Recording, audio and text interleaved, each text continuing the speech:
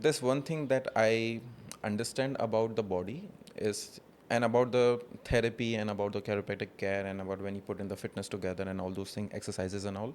Uh, what I realize, to correct me if I'm wrong, what I realize is when you go for chiropractic care or even when you go for therapy, after that you have to train and make those areas stronger what you just adjusted or you're recovering from, because if you don't do it, it started to go back on the same place it was. Yes. This is what I realized because of my own injuries and because what I understand, what I read and what I try to understand, because I don't try to read and understand things from one perspective only, because my perspective will only come from the exercises that I do, right?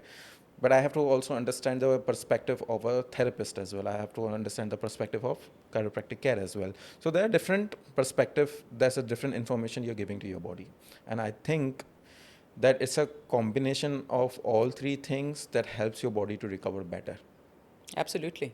Yeah. Yeah, but what I see around, you go to a chiropractor, they're like, do not train. You go to a therapist or a doctor or like any doctor even you go to, they're like, do not do squats, do not do lunges, do not climb stairs, do not sit on the floor. These kind of things doctors are saying, and it's always been my question, like, how can I recover if I don't do those stuff? What's your take on this? I think everything comes in at the right time. I think it's important to make a distinction between structures of the body and functions of the body. So if we have a structural concern, let's say, for example, a bone is broken, absolutely that bone needs time to heal, in which case the advice would be rest, take a load off, let it, give it time to heal.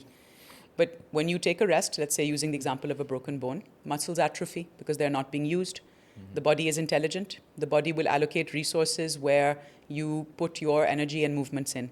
So muscles atrophy when they're not used, the same way that your brain will wither if you don't learn, things like that, right?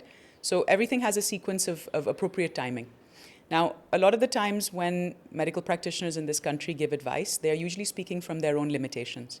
So if a physician, a doctor, doesn't have any therapists or any collaborators to work with in order to help a patient get back to movement, the easiest outcome for that doctor will be to say, don't do it, because they themselves lack the tools to help the patient come back to a place of stability, recovery, and functionality, right? So what we say with that is that if a joint is damaged or if you have injury in the body, rest is the same as between workouts, extremely important. You need to give the body time to recover. But then you adapt your training plan, you are flexible with it, and you introduce different movements, different kinds of exercises that can work on surrounding structures, secondary structures, supported structures, to create the beginnings of a comeback to activity. Now, if a person has not done a squat for 10 years, and they walk into a gym and they squat 40 kilos on their first rep, there is going to be disc pressure. There is going to be muscles that will complain. You may strain something. You may pull something.